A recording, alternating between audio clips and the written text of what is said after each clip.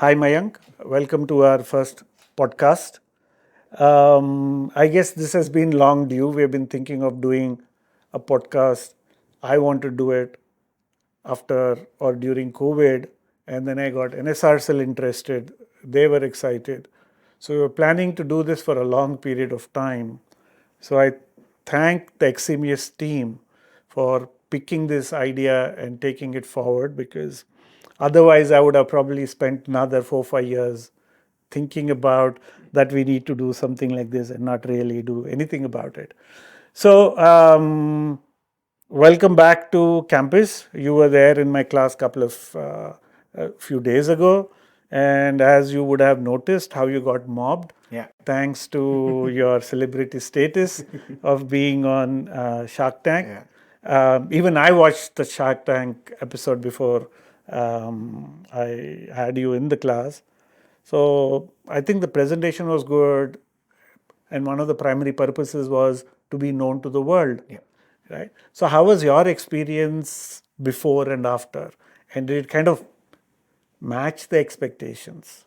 Got it. So, firstly, thanks for giving me this opportunity. It's always great to be back in IIM.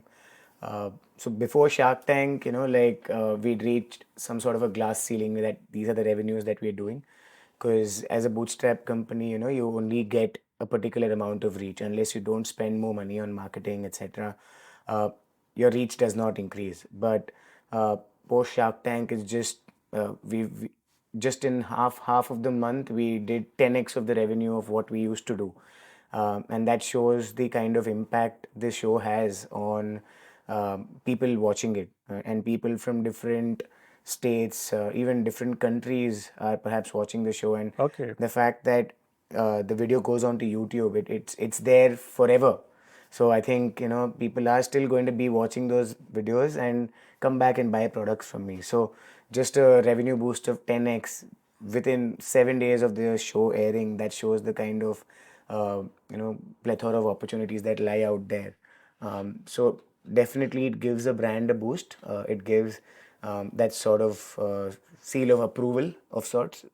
Retailers who would not be interested to retail our product before Shark Tank are now interested, and they say, okay, now it is popular, now it is famous, or now a certain amount of people know that regular chewing gums have plastic and they want an alternate, and now they want the product. So it was, for us, it was more like a start of a new chapter, that we build it to a point first and then just accelerate from there.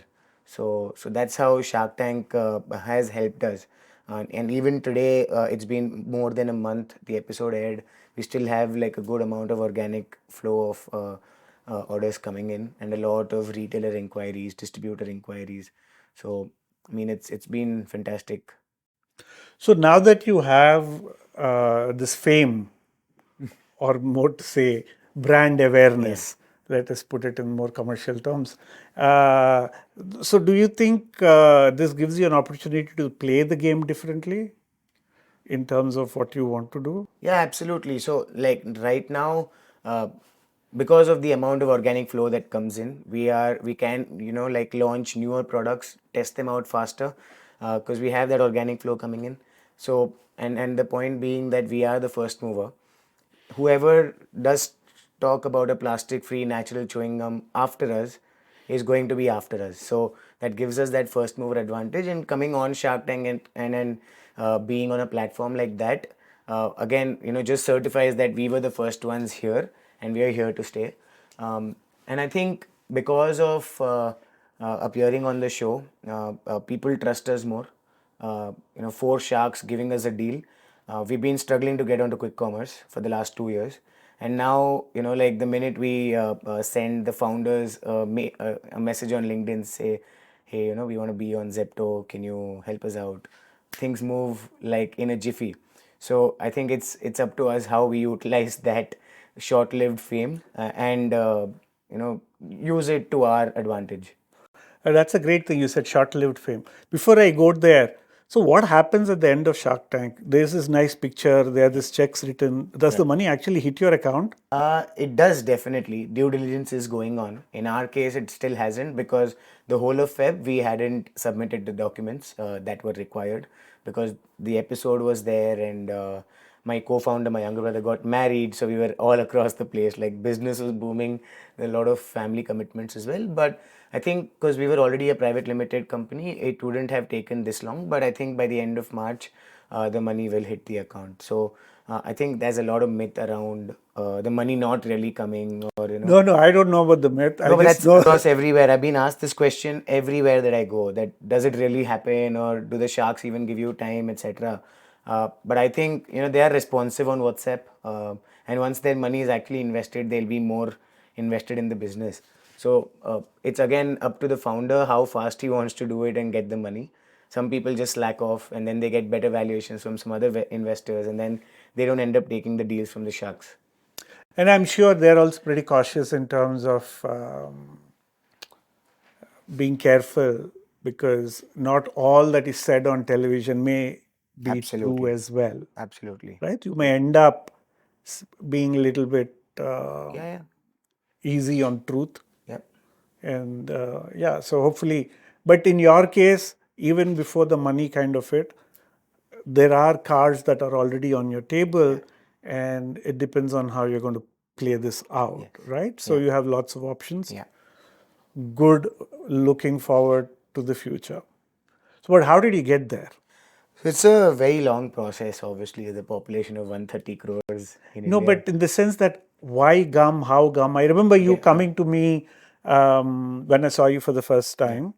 I think this was in front of Yeah. N001, Yeah. and there was an event. Yeah. I had to speak, and you came up to me It and was a said, boot like, camp of the cohort impact orbit. Yeah. impact orbit cohort. And I remember coming and you saying, oh, here is, do you chew gum? I said, yes. And chew plastic? I said, okay. I wasn't really concerned at that point of time. I've been checking your website frequently Yeah. now, but I realized, oh, it was hard, it was good. You gave me a box of gums, right? Yeah. So tell us, like, what happened before that, what happened after that, until your journey to the Yeah. sharks. So like this all started. So see, the co-founders are myself and my younger brother. So this idea was in the family, in the sense that we've been brought up in a family where we don't consume a lot of processed food, and neither do we consume a lot of plastic. We carry our own water bottle, and this was not when the sustainability fad, or like it became the buzzword, but this was back when we were in school, probably in the late 90s, early 2000. Carry our own shopping bags. Every vehicle at home has a shopping bag, and that's from long ago. So we don't use a lot of plastic. We don't use a lot of processed food. And in 2010, when I was in 10th grade, I used to chew a lot of gum, and that's when my geography teacher told me that, did you know that chewing gums are made of plastic? Why you started smoking, or what? No, no, no, no, no. So back then, again, I don't know if it's a myth or what, but they say if you're chewing gum while you're studying, you chew the same flavored gum while you're writing the exam, you tend to remember things better because of muscle memory, and like certain aromas or flavors, etc. It resonates with your brain. I don't know exactly how that works, but that was the common. Whatever it takes to help you Yeah, pass the exactly. That was exam. 10th Okay. standard, right? So Yeah. mine was, I chew gum because somebody told me I'll get a straighter jawline. Okay. Hasn't happened. Hasn't happened. But Maybe it's yeah, too late now. it's bad. You're losing one customer if you say that. Yeah. Yeah. So then I stopped chewing gum because again it was a question about necessity and non-necessity, essential versus non-essential. Back then a plastic straw was essential because there were no paper straws or metal straws available. So if I had to drink a tender coconut, I had to use that plastic straw. But I could stop chewing that gum. So I didn't chew gum for like good 6 7 years. And when I was doing my masters in food science is when I realized that the original chewing gum was not even plastic. The original chewing gum that the Mayan people chewed Oh, really? centuries ago was actually sap from a tree. Oh, this is not a industrial revolution product, chewing The gum. new chewing gum is industrial revolution No, product. but people have been chewing Yeah, gum, not absolutely. barks or. Yes. So there Okay. are different products that people use from different countries. Like in India, a certain form of chewing gum would be betel nut. Yes. It's just a oral Yes. chewing product. Similarly, in the Scandinavian countries, you see they use spruce is a tree. They use the bark of that tree, and that's quite gummy. So different countries had different tribal folklore had different things that they would chew to keep their muscles active. So it's not again something that has been derived now, but it's been there because it keeps people focused. So that was when I figured that this was the original chewing gum, and I found there are a couple of companies doing it in the US and in UK. Um, and I always wanted to come back in India, do something here. Never wanted to work there in England. Came back, worked at a couple of startups, learned how the business has grown, and then it was like when I was doing my job, I used to do sales for women's healthcare brand. It was a beverage, so beverages meant for PMS, PCOS, etc. with Ayurvedic herbs, and that's when I realized that beverages and snacks, these are like graveyards in the supermarket because there's limited real estate, but there are Yeah. much more number of people wanting that real estate. Yes. So there's Yes. a lot of competition. There's a lot of cost related to entering that supermarket. I'm just talking about the supermarket Yeah. as Yeah. as Yeah. Yeah. industry, and these products have limited shelf lives, right? Especially in places like Bangalore, also, Yeah, all startups would want shelf space, exactly. and they're jostling around for that little space. And Yes, then I'm yes. sure the small retail shops have pretty much a good attitude or Yep. good opportunity Yeah, to mooch that money out of them. just So yeah. that's a standard thing now. Every supermarket takes a basic listing fee. That's like an entry fee. You want to enter my supermarket, you pay me this upfront, and then Oh, comes the margin. So that's like an investment cost you're putting onto that supermarket. And I've spoken to a few supermarket owners or even the managers asking why is this listing fee in place. So they say so that we get seriousness from these startups because say we right. we enter Yeah. all of their products into our system, we assign an aisle to them. Today they supply, tomorrow the company goes bust.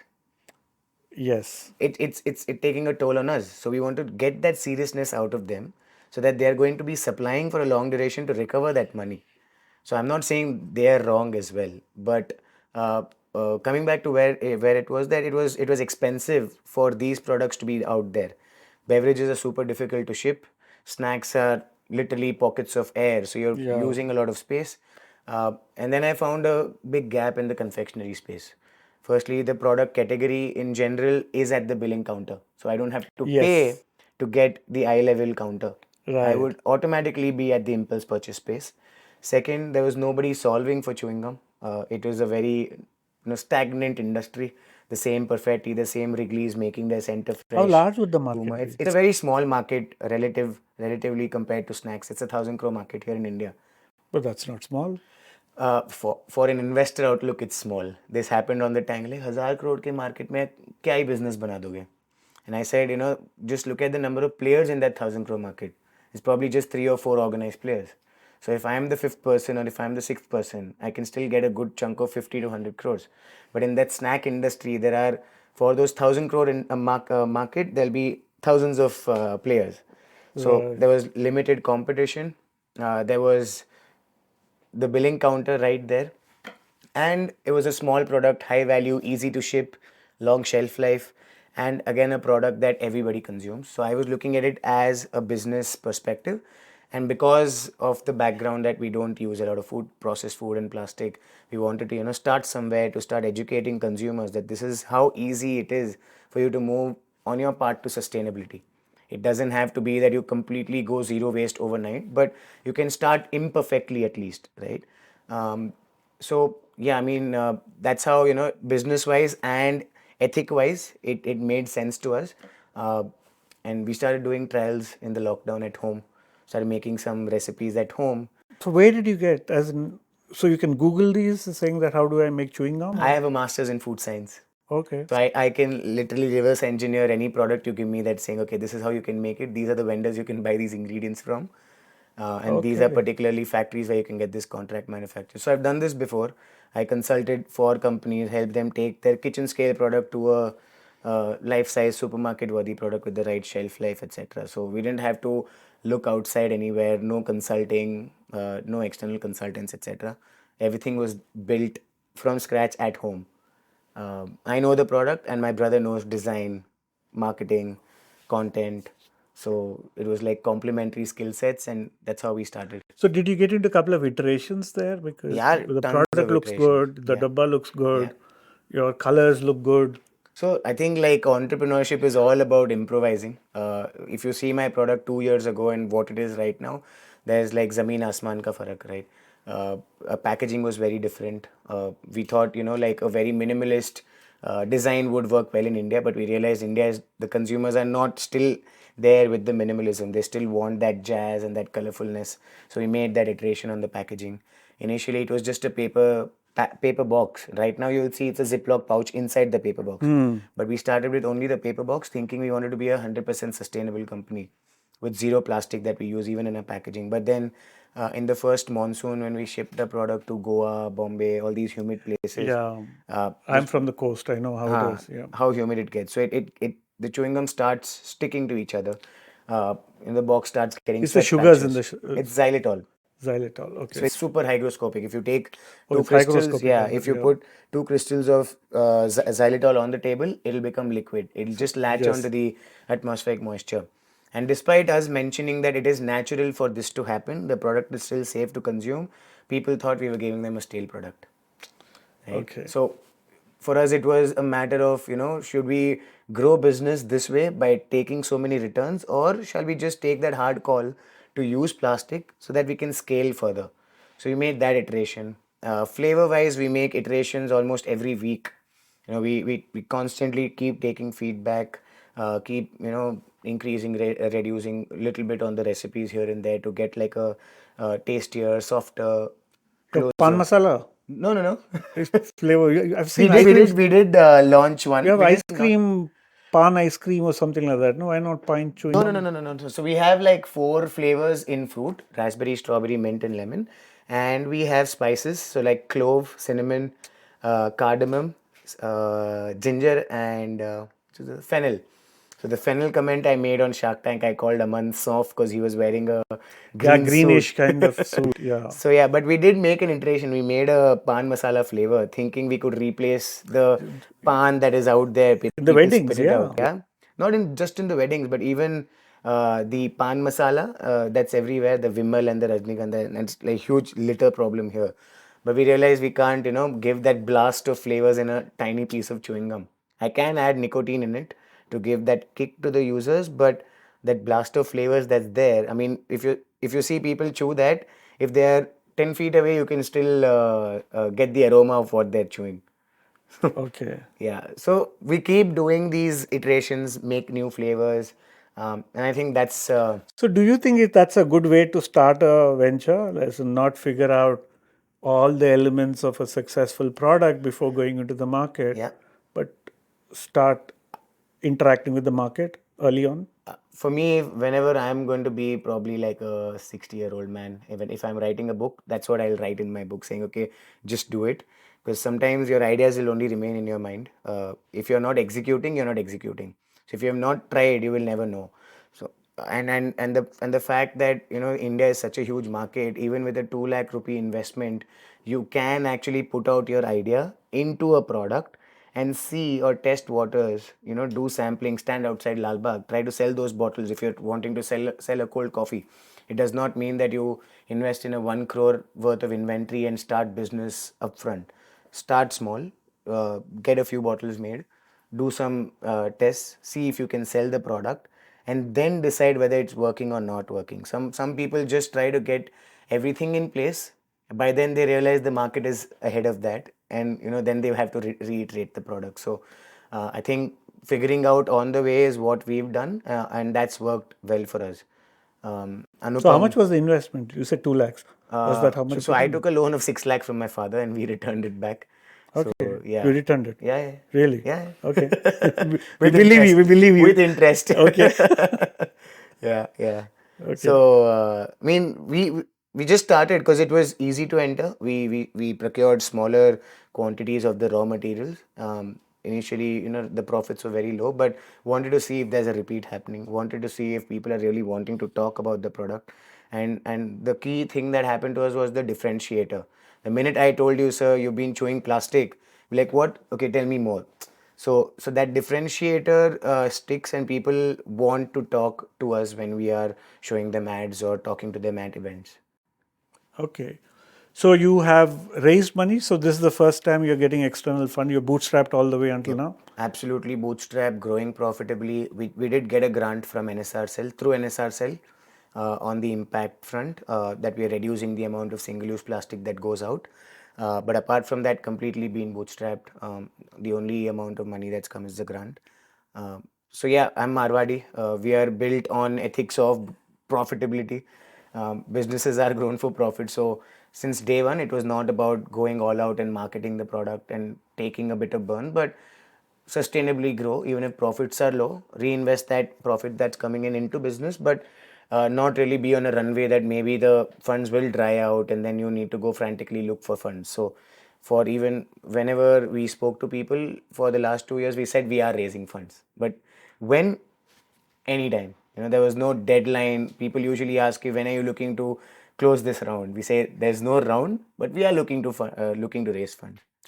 So when you play the bootstrapping game, Yeah. right? You have both advantages and disadvantages.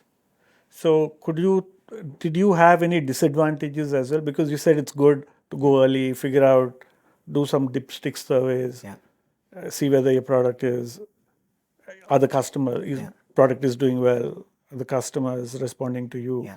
as you would have imagined them to Yeah. respond. But what are the downsides of not taking money? There are some downsides. One is your scale of growth will be low. If we grown our revenue 3x from our first year to our second year, if we had funds back then, I think that 35 lakhs could have reached 3 crores within just 1 year. So we need those funds to market the product more, and uh, sell it further. So I think those funds are important to really exponentially grow the business. That's the only downside I can see, and also a bit of discipline in the business. But I think that came from my father, because at the end of the month he'll be like, "What was your revenue? What was the profit?" And for some people who've not raised funds, there's nobody asking them, so they might just lose their way. So, how do you think, like for instance, right, you have some connections to academic Yeah, institutions. We have events here like Eximias, incubators. yeah. How do you think people can leverage these, right, the events that are here? Do you think they have any value? Yeah, 100% a lot, right? So at first I'll talk from the student perspective. The first is, the fact that you get to meet professors, you get to meet industry professionals, you get to hear from founders who've built businesses. So I used to come here as a student when I was in engineering. So I can say that up for certain extent that I did get influenced by the people I heard over here, the sort of events that happens. It the kind of competitions that happen, the B plan competition, You took etc. part. Yeah, I did take part, and back then you would want like the prize money, but you over time you realize that all of that actually uh, helped you to actually be able to build a business. I don't have an MBA, but I can say over time I've figured out with all the experience that I have. So I think students should really leverage that by coming into these events, competing, listening to these speakers. And I think for companies, it's a great touch point to get hold of these students who could potentially join their team as interns or even full time employees. And even endorsing the product through these events is a super great opportunity for bootstrap companies like us, because you get a good reach through the event. So I think for me, every opportunity that came our way, we just grab it and see what we can make out of it. I don't look at what it would be after, but I'd say, okay, let's do it now, and then see what happens post that. So even though I was from an engineering background, I used to come for these B plan competitions, compete with IIM students from across the country, and then even probably do well, better than them as well. So it's a great place, to be honest, for students to utilize these opportunities. And about NSRCEL, did that help you out at all? 100%. So I think the first thing is, if I have not been able to study at IIM, getting incubated in NSR cells is equivalent to getting an MBA from IIM. So I can say my company was incubated or is incubated at NSR cell. So that brings that, again, validation for people who know the value that the institution brings. Second, I think a lot of networking opportunity, sitting with professors like you, or even being able to send a mail and or probably just have a LinkedIn chat about certain roadblocks in the business. You get access to so many more mentors, cohort, colleagues. We can learn from these guys because they're building in the similar space. And the grant, we can't be more thankful, because of NSRCEL we also figured that there can be a impact side to our business as well. Oh, really? That came in Yeah, yeah, from, yeah. It was okay. retrofit. Oh, okay. We just wanted to prevent people from chewing plastic. We didn't know that That could companies actually be would a actually feature. give grants, yeah, Yeah, yeah, for that. Again, we figured it on the way, right? yeah. So I'm giving you multiple examples that we've just been figuring out over time. So I think everybody who I've come across who are building businesses, I've told them to apply for all the different cohorts that NSRCEL has. I think it's a healthy combination, non-profit, profit, impact, etc. Because it's just one application away. Right. You'll know whether you're worthy enough, and once you're here, you're here. You get access to so much that you can learn from. Yeah, thanks, Mayank. Awesome. And thanks, Team XMES, for making this happen. Thanks. Otherwise, I would have still been procrastinating, waiting for that right day when I am going to do this. And that Awesome. right day never happened. So, thank you again. Thank you for And starting with me. you know what? It's very important to say yes, Yeah. right? We were asking a lot of people, you said yes. Yeah. And so, therefore, there's a lot of advantage to saying yes very quickly. Yes. Yeah. So, when Absolutely. possible, where possible, say yes. Anyway, on this good note, Thank thanks you. a lot.